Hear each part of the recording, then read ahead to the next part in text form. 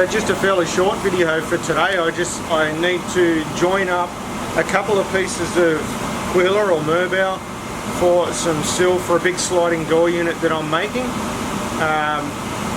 Now I'm finishing the sill 65mm thick, or 2.5 inches thick. So I don't have a glue joining cutter big enough to be able to do the joint. So I'm just going to slip tongue this one. So I just thought I'd film it. Something simple, give you an idea of how I do it. So I'm just setting up my saw at the moment. I've got it set to 5/8 of an inch on the saw, so that's going to be my plough. So I'm just setting that up.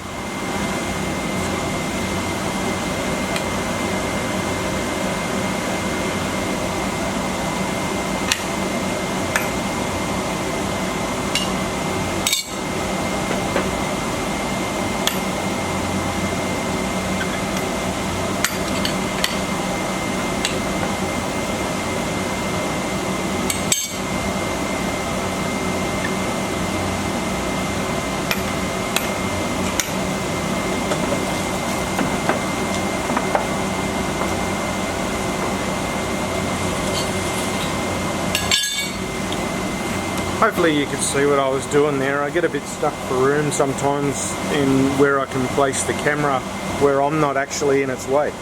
Anyway, hopefully you saw it. So this is the timber that I'm using.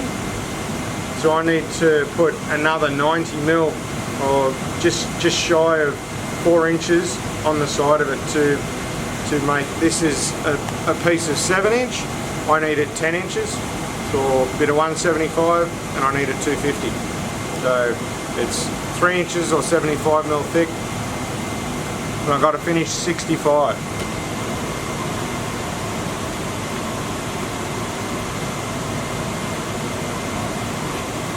Just putting a bit of wax on the table.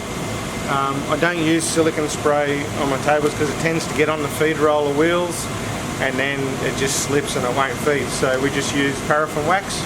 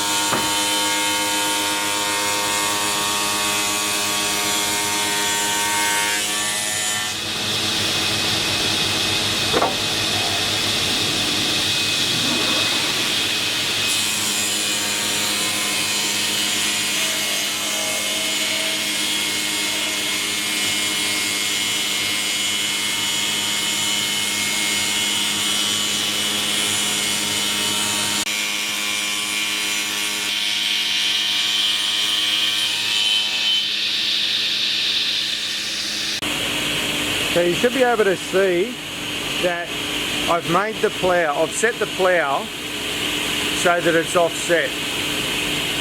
Now, the reason why I've done that is because this is what I'm actually making. So, sorry, wrong way. So my sill there, like you can see, it comes across here, dips down, and then I've got a splay running along there. Now, the reason why I've done the plough offset is because I don't want the joint to be in here if I've got it set up too high. Once I do that rabbit in the sill and knock the splay off, I don't want to expose that tongue. So I've got it set down lower so that once I've done all my machining, it's still well and truly hidden. Sorry for all the noise, but I've got my beautiful wife over there. She's docking up some timber for me. She's making a whole stack of door jambs. So that's where all the noise is coming from. So if we look here, I broke my favourite rule the other day. Can't believe it. I've had this thing for years. I snapped it in half. Anyway, so what we've got, not sure if you can see that, but we've got 15mm bow. So what I'll probably do is I'll make my tongue about somewhere between 27 and 28mm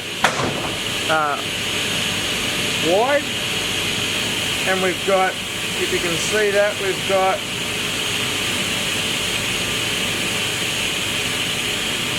got about 14mm in its thickness. So I'll make the tongue up so that it slips in there nicely. It's not too tight and it's not too loose. And when I've done that, I'll come back and I'll show you the glue up. Right, so we got our tongue done. I'm using AV515 to glue it up.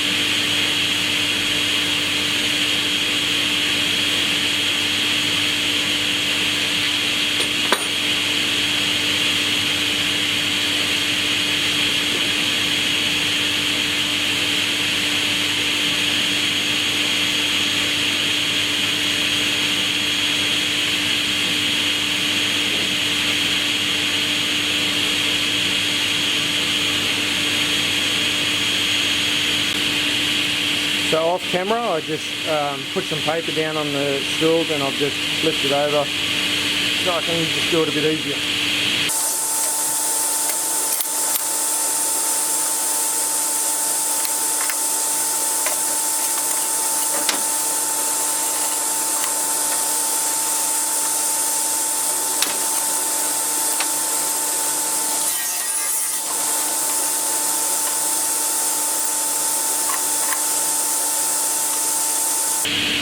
Now that's more than enough cramps.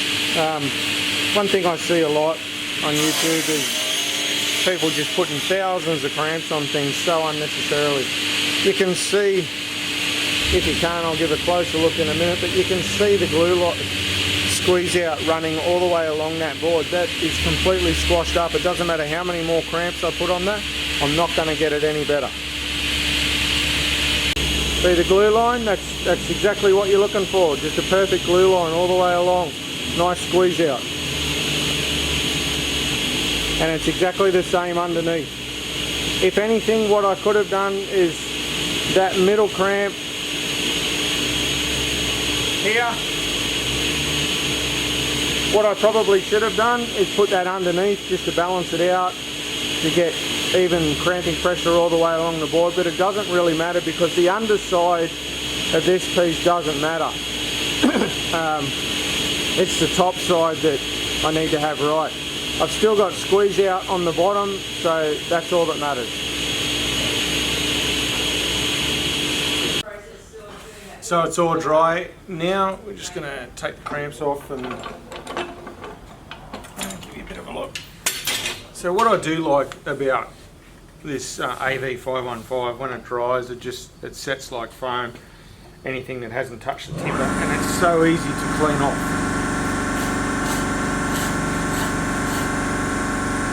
Just like that. Really good stuff. Anyhow, thought you might have been interested, so thanks for watching, and we'll catch you next time.